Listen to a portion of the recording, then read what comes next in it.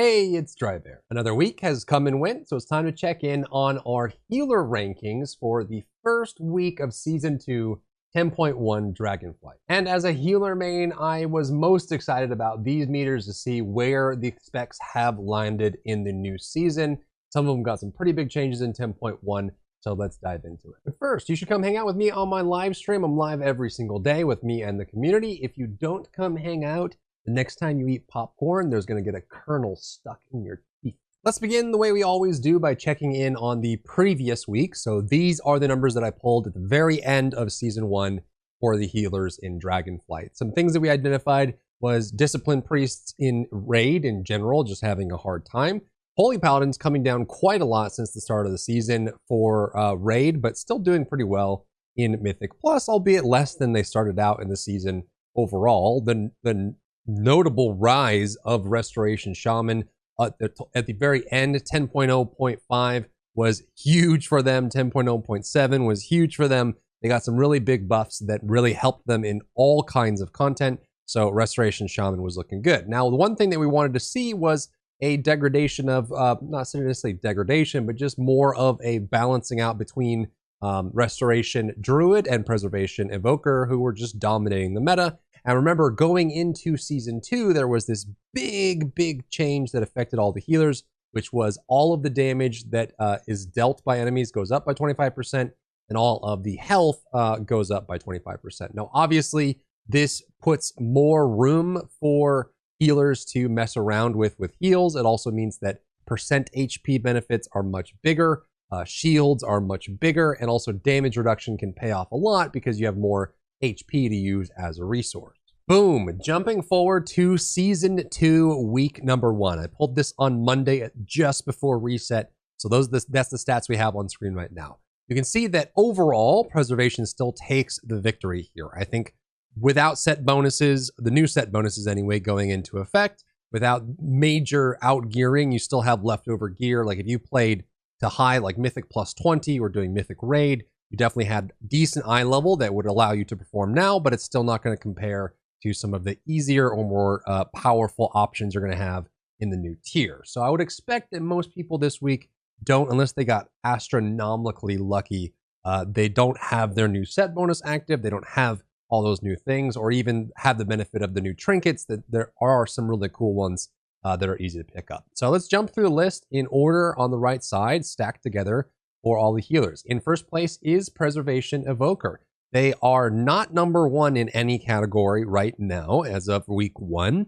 but they were in second or third in all categories, which gave them the overall victory because some of the classes, the specs that did well in some categories did poorly in others, which lowered their overall score. So Preservation still takes it, even with it being slightly less bursty with the HP change, still going to be the overall winner here across all styles of content. They're also one of 2 healers that give a bloodlust, which is super nice. Them and Shamans are the only ones you can bring, especially in a 5-man setting for Mythic Plus, that give you that bloodlust. I am very curious to see what happens to Preservation once people start replacing their Season 1 set bonuses. I expect that to happen this week in mass as people start to get their 2 and maybe even if they're lucky, their 4 set bonuses. That's going to get rid of some of the really nice reversion bonuses they got and the Living Flame procs, which are also super cool. So I'm curious to see what that does to them. I don't think the Preservation Evoker 4 set this season is super interesting, but it could be super powerful. So we'll see how that winds up in the end. Restoration Shaman takes the 2nd slot overall, knocking down Restoration Druid. They are number 1 this week, only slightly, but still number 1 this week in Mythic Plus. Awesome. So a lot of the changes they got in 10.0.5 and 10.0.7 helped their chain heal get way better. It has more detection range, which helps them in spread scenarios. And they got more kind of throughput options for burst healing, which helped them a lot in Mythic Plus. They still have their Acid Rain.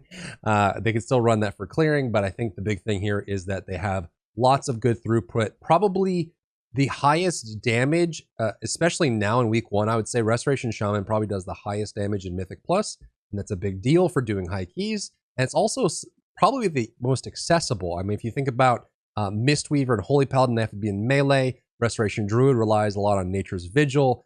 Discipline has part of their rotation is casting, but a lot of it is just dot damage and poke damage. Holy Priest relies a lot on Empyrean Blaze, which means that they're going to have that cooldown period for DPS. And then, that's the Restoration Druid, Preservation. They all do their damage kind of there. But Restoration Shaman can very easily spam Chain Lightning and get some serious AoE damage. Excellent single target with Lava Burst. So that makes them a great choice there. Third place is Restoration Druid. They actually beat everyone out in Mythic Raid this week. Heroic Raid was a lot lower for a throughput healer. We don't like to see that, even losing out to like Mistweaver in that case, but did excellent in Mythic Raid. We saw at least one in most of the competitive Race to World First comps, Restoration Druid, so pretty great there. Less than you would think in Mythic Plus. Now, maybe it could just be that the healing changes hurt them more than others, but you would think that if people are lingering at less than 100% for longer periods of time, Restoration Druid would benefit from that, like Holy Priest, because they rely a lot on their healing over time effects. But this, I mean, they're not too far behind, but they were end up 5th overall for Mythic Plus. Dead center here is Holy Priest, primarily because of their Heroic Raid healing. And actually, I've been enjoying playing my Holy Priest this season. It's been a lot of fun. I think the changes they got were pretty cool. I'm looking forward to getting the 4-set bonus on the Holy Priest. And I think the healing is just great. I mean, they excel, especially in Heroic Raid settings where it's just constant damage and you don't really have the traditional raid healer, spot healer, Holy Paladin kind of setup where it's just like everyone's healing, do whatever you want. And there's no coordination of cooldowns, so you can just press Salvation and then your Divine Hymn and then back and forth. Holy Priest is just insanely good for that. What is encouraging though, even though Discipline Priest is at the very bottom still, their numbers are closer to target on raid this season than they were last season.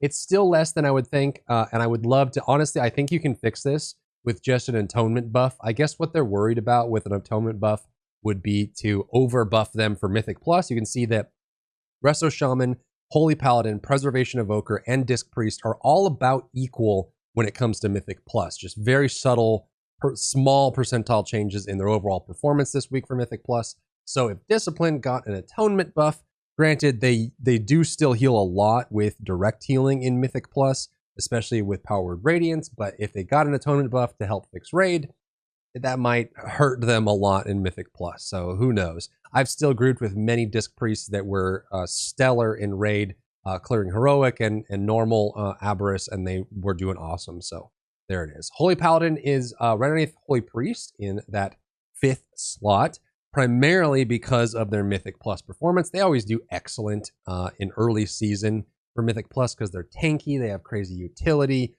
Their bop is going to come in handy this season as well, and they're one of the healers that can remove disease and poison, which is super nice. So you have all that kind of going.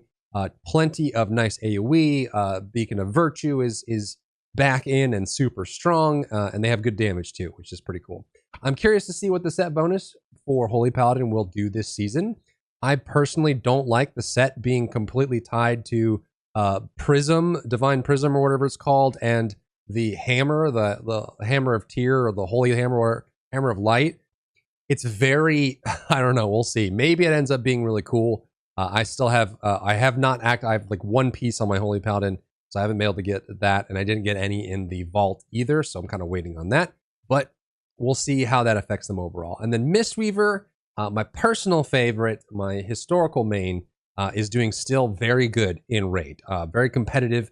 Honestly, I would like to see them kind of where Preservation is in general, because they're not going to bring like the Bloodlust or the SLT of Resto Shaman. They don't have the Battle Res or some of the crazy spread healing that Resto Druid has. They really just have their AoE cleanse with their Revival, which honestly, in most cases, I would prefer Reversal over Revival as a cooldown, but they do still have Mystic Touch. They have some really nice mobility. They're super tanky, so they're easy to kind of leave. There are some fights that don't really benefit Fist Weaving, and Fist Weaving is kind of the main way to play right now. So, Skarn, when you're stuck and there's fire everywhere, it's hard to fist weave.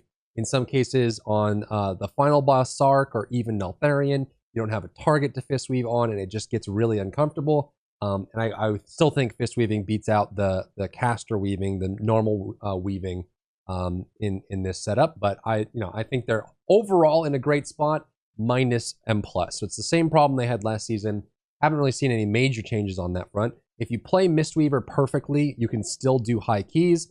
I would say that in general, if you look at most keys, any key that a healer can do, Holy Priest and Mistweaver and Mythic Plus can do a -1 or a -2 from that key. So if world, if the record right now is 25, and that's with a Holy Paladin, Resto Shaman, Preservation, Disc Priest, even Resto Druid, I would expect a Mistweaver to do a 23 or a 24, or a Holy Priest to do a 23 or 24, just because of the throughput there. Holy Priest has their survivability issues in Mythic Plus. Mistweaver just has enough downsides that I love the changes. I actually really like the addition of Shailen's Gift. I love the cooldown reduction on the Phaline Stomp.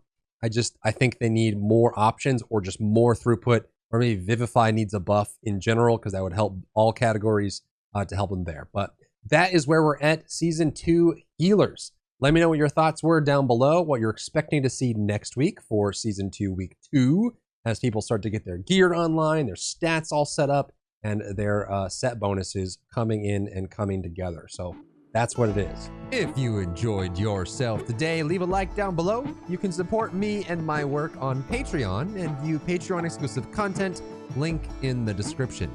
Thank you so much for tuning in, and I'll see you in the next one.